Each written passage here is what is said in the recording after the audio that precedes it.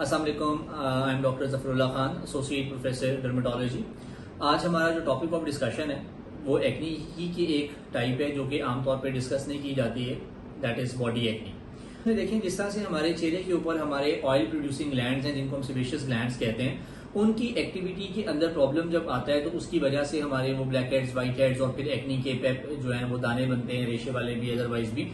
बिल्कुल इसी तरह से हमारी वो सारी स्किन जिसके ऊपर बाल होते हैं वहां ये ग्लैंड्स प्रेजेंट हैं तो उधर भी एक्नी हो सकती है। जैसे फॉर एग्जांपल अपर बैक है, शोल्डर्स हैं, बटक्स हैं, थाइज हैं, ये वो सारी जगह याद रखें जिसमें एक्नी हो सकती है, जिसको हम बॉडी एक्नी कहते हैं।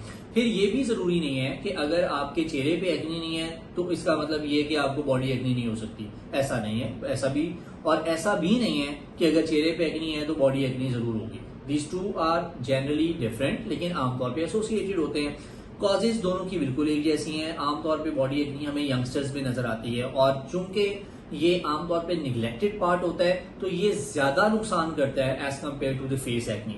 मल्टीपल फैक्टर्स हैं जिनकी वजह से इसके प्रोमोटिंग इसके जो पॉजिटिव फैक्टर्स हैं मल्टीपल इसके जो कि इसको एग्रीवेट कर सकते हैं। उसमें एक तो हाइजीन है, इट्स वेरी इंपॉर्टेंट। अगर आप अपना हाइजीन मेंटेन करके रखें तो उसमें कंपैरेटिवली चांसेस ऑफ एक्नी जैसे फेस के ऊपर होता है इसी तरह बॉडी के ऊपर होने के भी काम है।